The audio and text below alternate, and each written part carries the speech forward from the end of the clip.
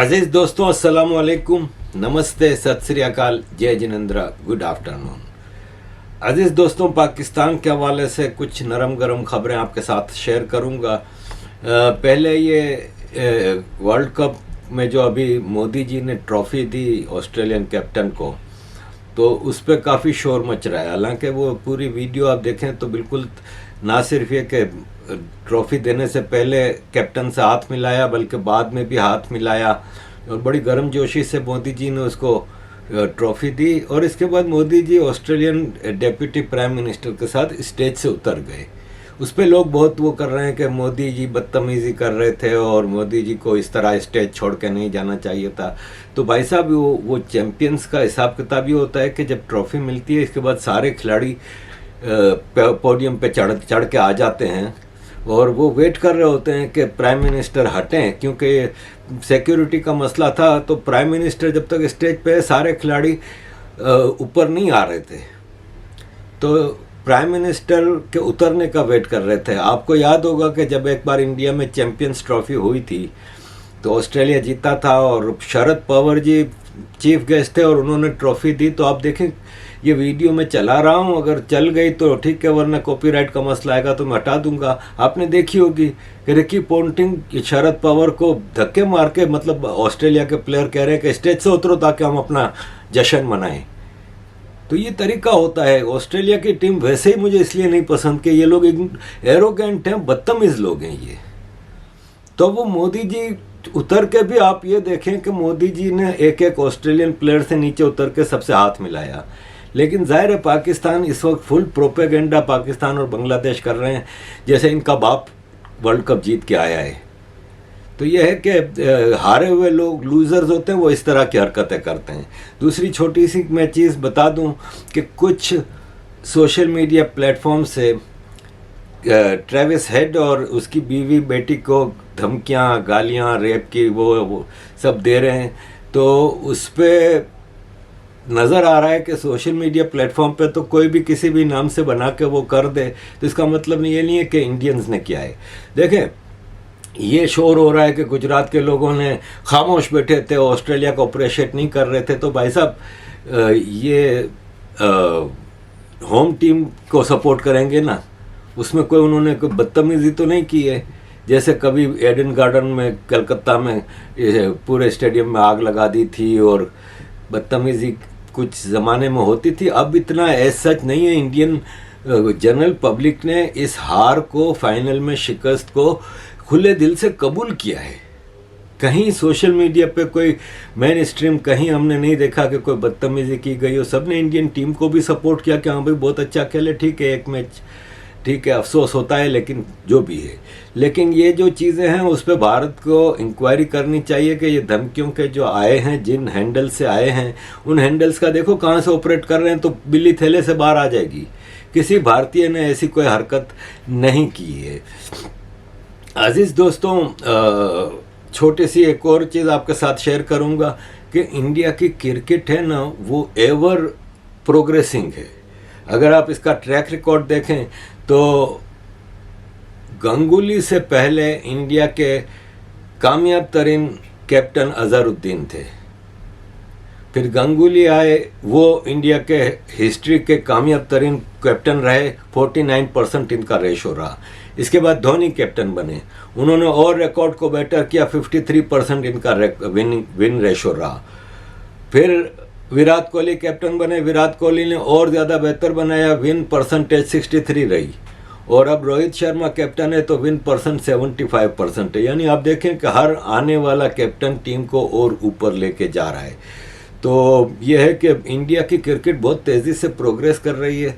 उल्टी सीधी बातें करने से, वैसे ही मैच फिक्सिंग के और इतना सट्टा लगा था, इतने करोड़, इतने अरब डॉलर का हिसाब किताब था, ये था वो था, आई डोंट बाई इट, ठीक है ना।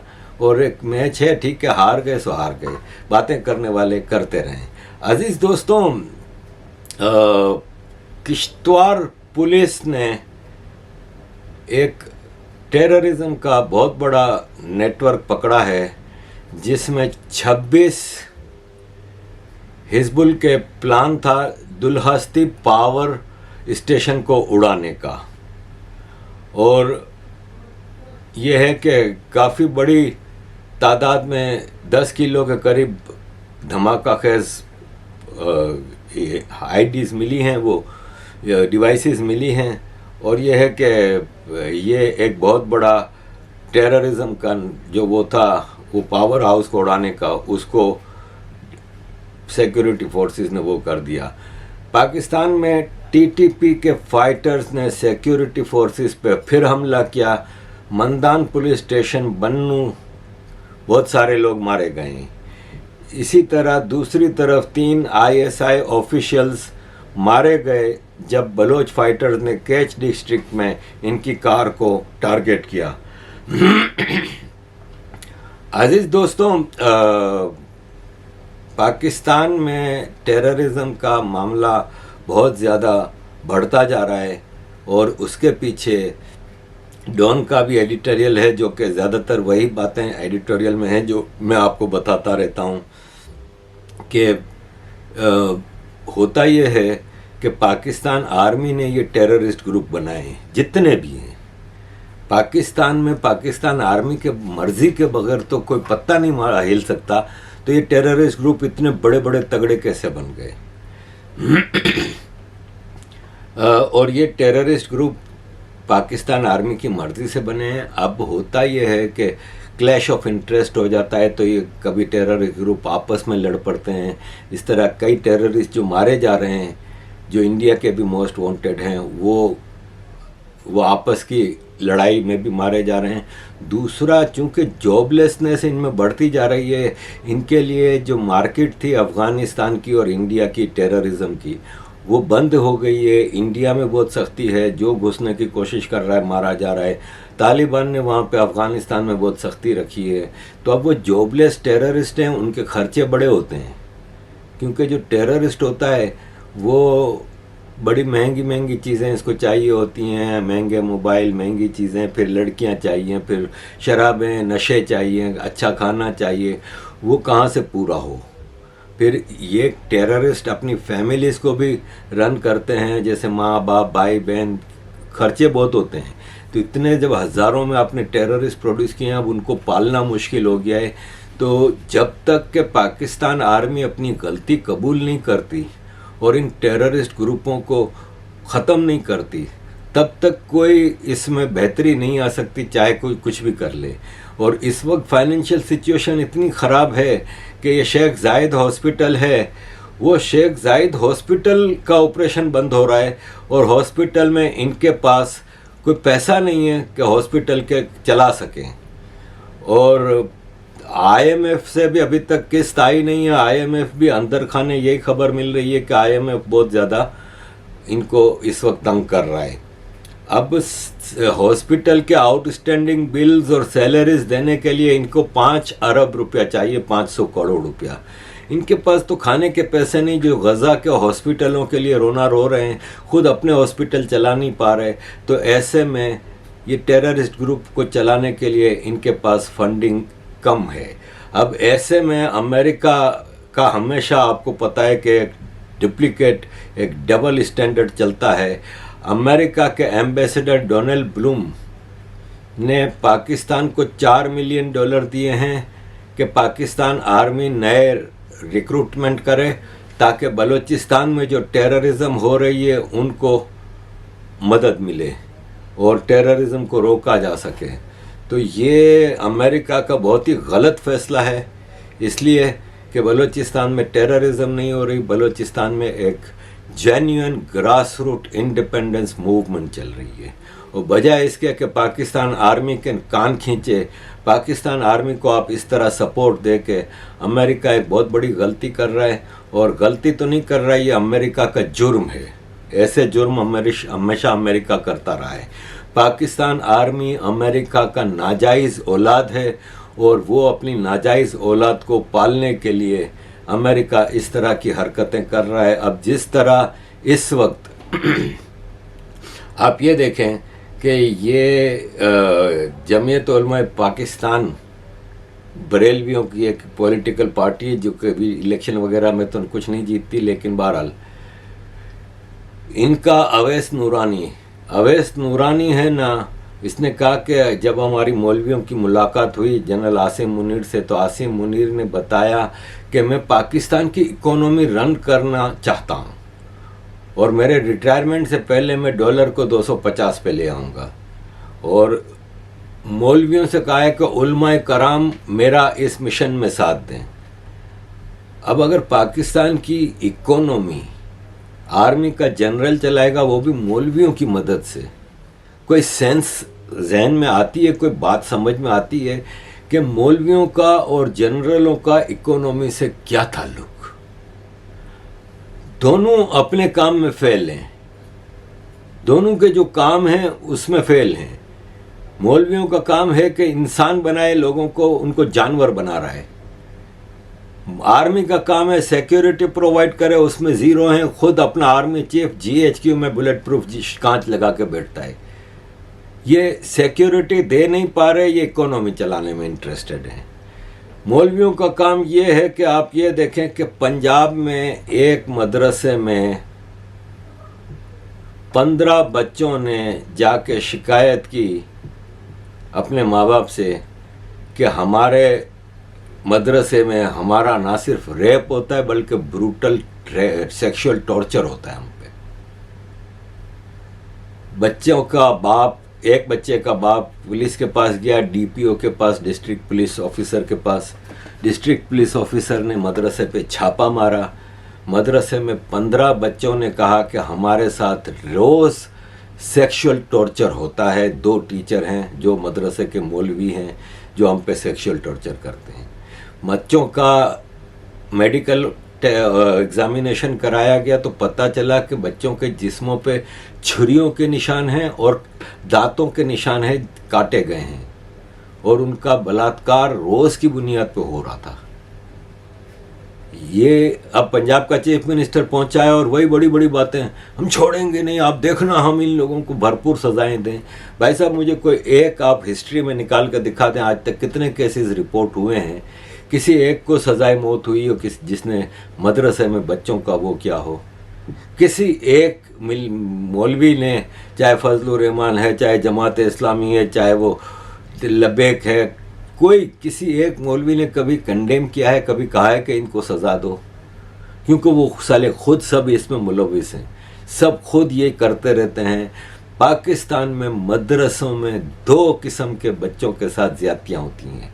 एक ज़्यादती होती है सेक्सुअल टॉर्चर और उनको मारना पीटना और उनके साथ जो फिज़िकल एंड सेक्सुअल टॉर्चर होता है, और दूसरा उनका मेंटल, क्योंकि फिर इसके बाद बच्चा मेंटली कभी भी स्टेबल नहीं हो सकता और सारी ज़िंदगी वो मेंटली डिस्टर्ब रहता है। फिर उसके अंदर जो जहर वाला ज्ञान भरा गया होता है कि नॉन मुस्लिम्स को कत्ल कर दो, मार दो, तो वो बच्चा वैसे ही अपनी ज़िंदगी से तंग आया हुआ होता है।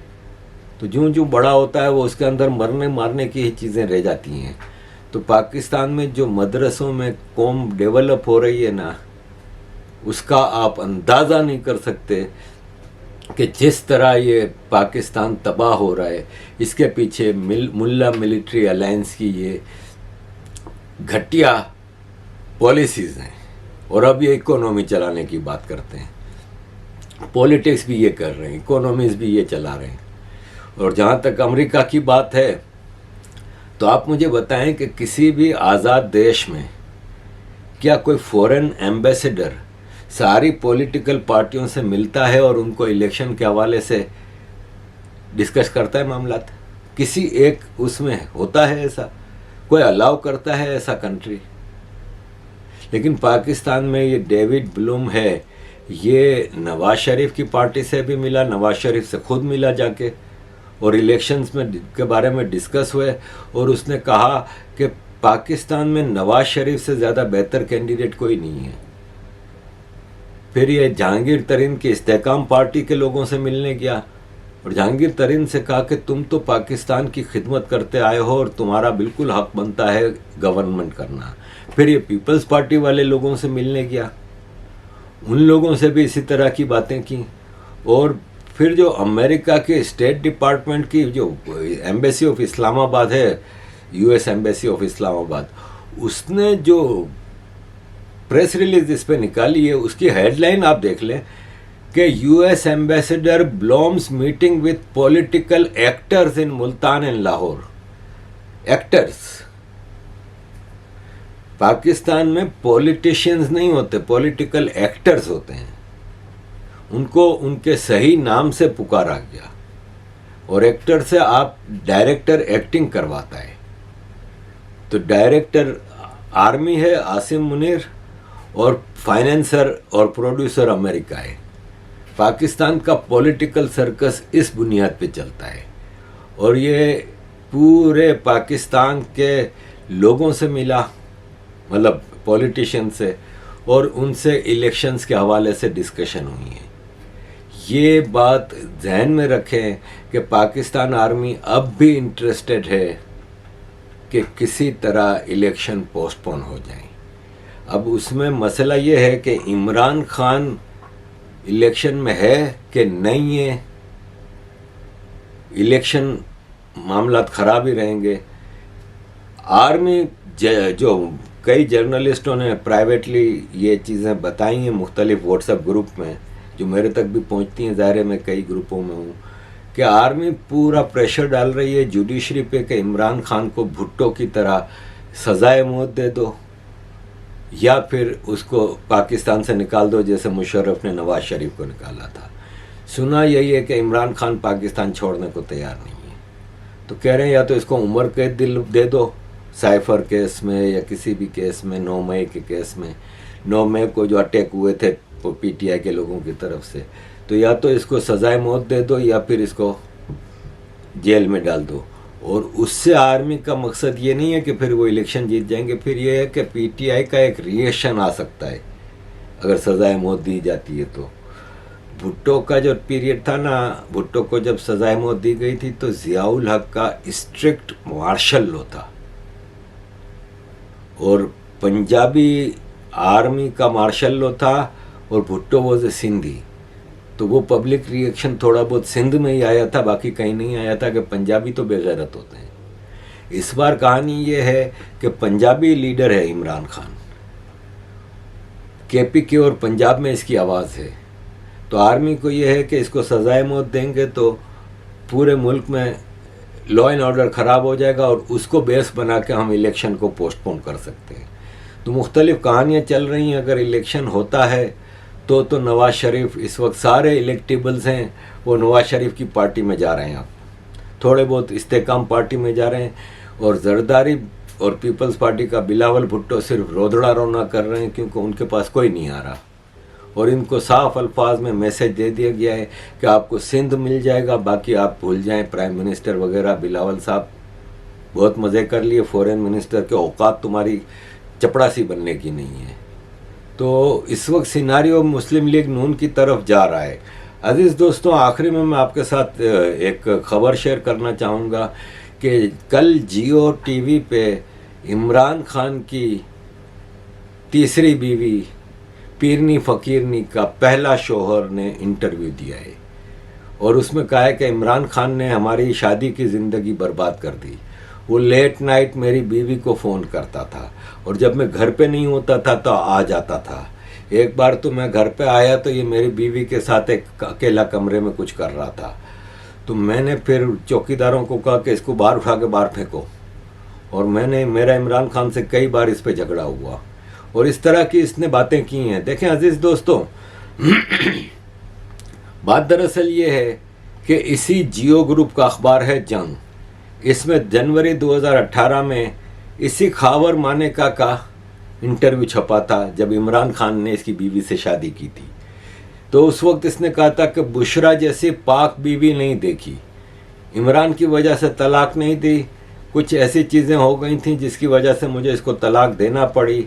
और यह है कि बुशरा बहुत पाक साफ थी और इमरान खान एक अजीम लीडर है। और फिर इमरान खान ने अपने 3.5 साल की गवर्नमेंट पीरियड में खावर मानेका को खुली छूट दी हुई थी। खावर मानेका के अपने ज़िले, डिस्ट्रिक्ट और इसके चारों तरफ जो खानेवाल के जो दूसरे इलाके हैं वहाँ का थानेदार तक खावर मानेका की मर्जी से लगता था, जो बुशरा का पहला शौहर है। और बेंटली कार तक इन्होंने खरीदी हुई थी, और फुल मतलब एक गवर्नमेंट चल रही थी इनकी अपनी।